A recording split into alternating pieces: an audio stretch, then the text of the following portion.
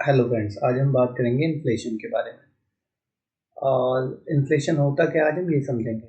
देखिए, मोटी मोटी बात करें अगर, तो इन्फ्लेशन होता है loss of purchasing power. Means आपके पास 100 रुपये थे, आज आप 100 रुपये में मान लीजिए 1 किलो दाल खरीद सकते थे। बट आज से 10 साल बाद ऐसा नहीं होगा। हो सकता है वो दाल आप 500 रुपये किलो हो जाए 100 की जगह। तो आपको तो 5 टाइम्स पैसे चाहिए ना उस टाइम पे। तो वो किस लिए हुआ? वो इन्फ्लेशन की वजह से जो है, मतलब कुछ हर साल कुछ इन्फ्लेशन बढ़ा, बढ़ता गया बढ़ता गया बढ़ता गया। मतलब एक परसेंटेज ऑफ अमाउंट, जैसे मान लीजिए आज 100 रुपये है, अगले साल उस 100 रुपये की कीमत 107 हो जाएगी। उस 100 रुपये की कीमत 107 हो जाएगी का मतलब है कि आज जो चीज़ आप 100 रुपये से खरीद पा रहे थे, वो अगले साल आप 107 रुपये से खरीद पाएंगे। तो ये बेसिक बेसिक इन्फ्लेशन का आइडिया है। तो इसे मैं एग्जाम्पल से समझते हैं। देखिए, पहले हम देखते हैं कि इंडिया में लगभग कितना इन्फ्लेशन रहता है। देखिए, ये मैंने एक वेबसाइट खोल रखी है।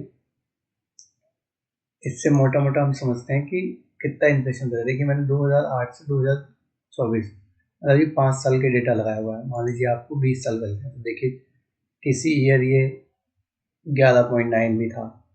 ठीक है, एक साल ये 6.37 भी था सन 2007 में। ठीक है, तो ये इससे आपको, इस वाली वेबसाइट से आपको पूरे डेटा मिल जाएगा। तो हम पिछले 10 साल का देख लेते हैं। तो देखिए, पिछले 10 साल में कभी 10% था, फिर 6 हुआ, 4 हो गया। ठीक है, तो ऐसे ही ईयर बाय ईयर चेंज होता रहता है।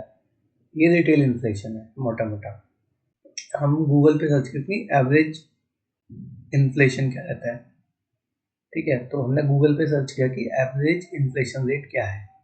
Average inflation rate in India for last 10 years, तो हमें 5.97 के आसपास मिल रहा है।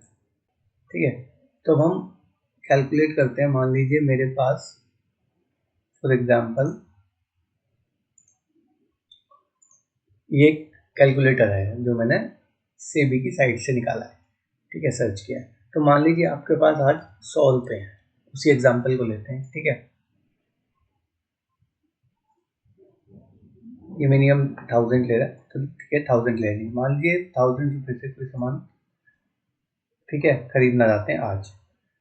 इन्फ्लेशन अभी के लिए हम 7% ले लेते हैं। वैसे 6 चल रहा है एवरेज, बट हम 7 ले लेते हैं मोटा मोटा समझने के लिए। ठीक है, अब मान लीजिए इसको मैं ईयर करता हूँ 1 ईयर। तो इसमें क्या दिखा? 1070। इसने 7% उसमें जोड़ दी।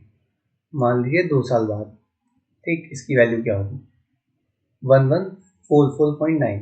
मतलब जो चीज़ आप 1000 रुपये से आज खरीद सकते हैं, आज से 2 साल बाद आपको उसके लिए इतने पैसे खर्चने पड़ेंगे। मान लीजिए 1000 रुपये की आप 10 किलो दाल लाते हैं। 10 kg दाल आप 1000 रुपये की लाते हैं, 100 रुपये किलो के हिसाब से।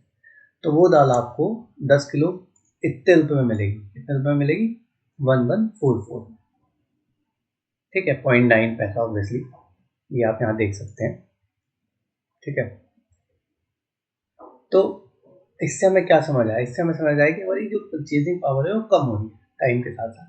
तो अगर आप 7% से कम पे अगर अपने पैसे को ग्रो कर रहे हैं, सेविंग को, मान लीजिए आपने एफडी कर दी, उसका इंटरेस्ट आपको 7% से कम मिल रहा है, तो आपके पैसे उतने ही बढ़ रहे हैं। मतलब अगर आपके पैसे 1 साल बाद मान लीजिए 1000 रुपये के 1070 हुए एफडी में, उतनी आपकी महंगाई बढ़ गई। तो जो दाल आप 1000 रुपये में 10 किलो आज खरीद पा रहे थे, वो अगले साल भी आप खरीद पाओगे 1070 में। बट बट आपको जो इंटरेस्ट मिला वो उसके वजह से आप खरीद पाओगे। तो आपका फायदा कुछ नहीं हुआ, आपने बस इन्फ्लेशन को बीट किया अगर आपको 7% एफडी का इंटरेस्ट मिल रहा है। चलो इसे हम एक एग्जांपल से और समझते हैं। मान लीजिए अभी के लिए हम ऐसा समझते हैं कि आपकी एज जो है वो है, मान लीजिए 20 ईयर्स। ठीक है, आपकी एज 20 ईयर्स है। ठीक है, अब जो आपकी एज 20 ईयर्स है, हम क्या करते हैं, आज से 40 साल बाद आप रिटायर होंगे। आज आपका एक्सपेंस है मंथली, मान लीजिए 25,000। तो साल का कितना हो गया? 3 लाख। ठीक है, तो साल का आपका 3 लाख रुपये हो गया। कैसे? हमने क्या किया, 25,000 हमारा मंथली एक्सपेंस था, हमने उसे 12 से मल्टीप्लाई कर दिया। तो हमारा कितना आ गया 3 लाख रुपये। ये हमारा ईयरली एक्सपेंस है आज। तो जब आप रिटायर होंगे 60 साल बाद, 60 साल की एज में सॉरी, तो अभी आप थे मान लीजिए 30 साल या 20 साल, जो भी मान लीजिए, एग्जाम्पल ले लीजिए, कैलकुलेशन इजी करने के लिए हम 40 साल लेते हैं। अभी आपकी एज है 40 ईयर्स, ठीक है। तो आप +20 करेंगे 60 साल के हो जाएंगे। तो मतलब कि अगर मैं इस कैलकुलेशन में आपका जो अभी का एक्सपेंस रख दूं साल का, जो कि है 3 लाख रुपए, उसे 7% के इन्फ्लेशन पे रखूं और 20 साल तक रखूं जब आप रिटायर होंगे,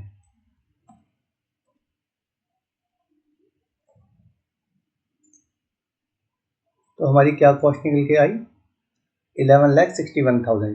तो अगर आपके पास 11,61,000 है तो आप वो चीज़ खरीद पाओगे 20 साल बाद जो आज आप 3 लाख में खरीद दो साल की, ठीक है। मीन्स 3 लाख की कीमत आपको 11.61 लाख है।